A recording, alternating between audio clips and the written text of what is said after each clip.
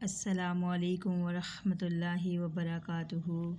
ان الحمد للہ والصلاۃ والسلام علی رسول اللہ وبعد۔ تمام تعریفات اس اللہ وحدہ لا شریک کے لیے ہے جس نے ہمیں اشرف المخلوقات بنا کر اس روئے زمین پر بھیجا، اور اس کے بعد لاکھوں کروڑوں درود و سلام و محمد صلی اللہ علیہ وآلہ وسلم پر۔ بلا شبہ اللہ تعالیٰ نے انسانوں کو پیدا فرمانے کے بعد انہیں عقل و شعور کی نعمت سے نوازا، انہیں صحیح اور غلط، خیر و شر، نیکی و برائی میں فرق کرنے کی صلاحیت عطا فرمائی، اور پھر اللہ تعالیٰ نے دنیا میں اپنے خالق کی منشا کے مطابق بہترین اور روشن زندگی گزارنے کے لیے ان کی رہنمائی کا انتظام فرمایا، کتب و وصائف نازل فرمائے، رسولوں کو مبعوث فرمایا،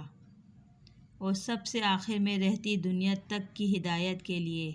رہنما اصول و ضابطے کے طور پر قرآن کریم نازل فرمایا، اور قرآن کریم کی تشریح و وضاحت کے طور پر اپنے پیارے نبی سیدنا محمد صلی اللہ علیہ وآلہ وسلم کو قرآن کریم کی عملی تفسیر بنا کر تمام انسانوں کی طرف مبعوث فرمایا،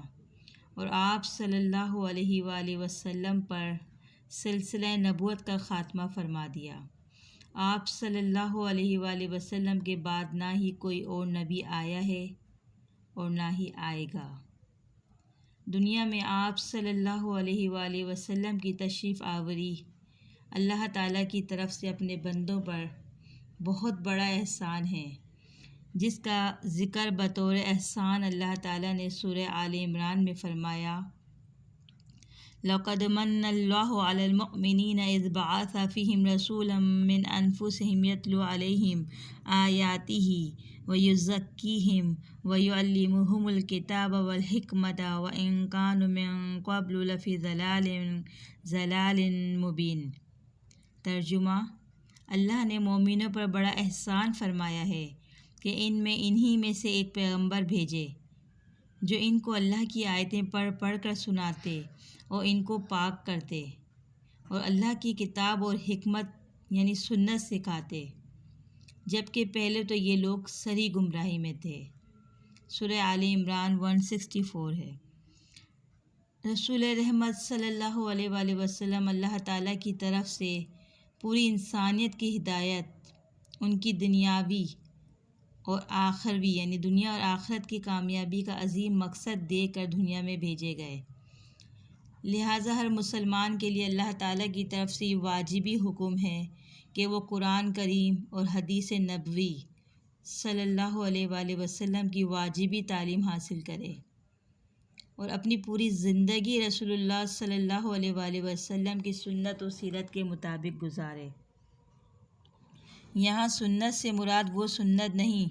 جو اصولی اصطلاح میں عبادت اور دیگر احکام میں فرض یا واجب کے مقابلے میں ذکر کی جاتی ہے، بلکہ سنت سے مراد تعلیم و طریقہ نبی صلی اللہ علیہ وآلہ وسلم ہے، جس میں عقائد، عبادات، معاملات، معاشرت، معیشت، سیاست اور سلوک سب شامل ہیں۔ امام ابن رجب رحمۃ اللہ علیہ فرماتے ہیں، سنت لغت کے اعتبار سے اختیار کیے گئے راستے کو کہا جاتا ہے، اور شرعی اعتبار سے اس طریقے کو کہا جاتا ہے جس پر آپ صلی اللہ علیہ وآلہ وسلم خود اور آپ صلی اللہ علیہ وآلہ وسلم کے خلفائے راشدین رضی اللہ تعالیٰ عنہ تھے۔ سنت میں اعتقاد، اقوال و اعمال سب شامل ہیں، اور یہی کامل سنت ہے۔ اسی لیے سلف صالحین رحمۃ اللہ علیہ سنت کا نام اس وقت تک استعمال نہیں کرتے تھے جب تک یہ ساری چیزیں شامل نہ ہوں، یعنی بعض گمراہ لوگوں کے یہاں سنت کا مفہوم انتہائی محدود ہے۔ ان کا نظریہ یہ ہے کہ عقیدہ فقط قرآن سے لیا جائے، سنت کا اس میں کوئی دخل نہیں ہے، یعنی کوئی بھی ہمیں معاملے کا اپنا فیصل کرنا ہے تو ہر بات کو ہم صرف قرآن سے لیں گے، سنت میں اس کا کوئی دخل نہیں۔ اور بعض لوگ سنت و حدیث کے مابین تفریق یا دیگر بہانوں سے رسول اللہ صلی اللہ علیہ وآلہ وسلم کے بعض اقوال و اعمال کو دین مانتے ہیں، اور بعض کا انکار کرتے ہیں، اور کچھ لوگ تو حدیث رسول صلی اللہ علیہ وآلہ وسلم کو حجت و واجب اتباع سمجھتے ہی نہیں۔ ائمہ اہل سنہ نے اس نظریے کو خلاف شریعت گمراہ کن قرار دیا ہے اور اس کی سخت مذمت بھی کی ہے۔ لہٰذا اس بات کو سمجھنا ضروری ہے کہ جس سنت طریقہ نبی صلی اللہ علیہ وآلہ وسلم کو اللہ تعالیٰ نے تمام مسلمانوں کے لیے واجب الایمان، اطاعت و اتباع قرار دیا ہے، اس سے مراد تمام شعبہ ہائے زندگی کے معاملات ہیں، خواہ عقیدہ و نظریہ ہو، عبادات ہوں، اخلاق و معاملات ہوں، معیشت و سیاست ہو یا معاشرت، خوشی و غم کا موقع ہو یا روزمرہ کے معاملات ہوں۔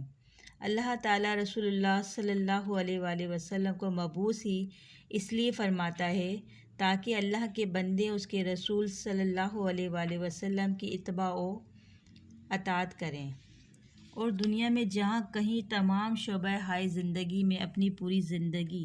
رسول اللہ صلی اللہ علیہ وآلہ وسلم کے نقش قدم پر چلیں۔ اسی میں انسانیت کی دنیا اور آخرت دونوں کی کامیابی ہے، ورنہ بربادی ہی بربادی ہے، اس کے علاوہ کچھ نہیں۔ فرمان باری تعالیٰ ہے وَمَا أَرْسَلْنَا مِن رَّسُولٍ إِلَّا لِيُطَاعَ بِإِذْنِ اللَّهِ، ترجمہ،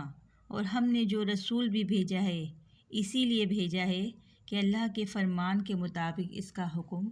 مانا جائے۔ سورہ نساء آیت نمبر 64 ہے۔ یعنی اس بات سے ہمیں پتہ چلا کہ حقیقی اتباع اللہ کی اطاعت کے بعد رسول کی اطاعت فرض ہے، اور جب تک ہم اللہ اور اس کے رسول کی اطاعت یعنی فرما برداری نہیں کریں گے تو کوئی بھی عمل ہمارا قابل قبول نہیں ہے۔ جس طرح سورہ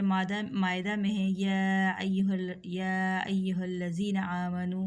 اطیعوا اللہ واطیعوا الرسول، یعنی اللہ نے اپنی اطاعت کے بعد رسول کی اطاعت کو فرض کہا ہے، یعنی تم اللہ اور اس کے رسول کی اطاعت کرو، نہیں تو وَلَا تُبْطِلُوا أَعْمَالَكُمْ، نہیں تو تمہارے اعمال برباد ہو جائیں گے۔ السلام علیکم ورحمۃ اللہ وبرکاتہ۔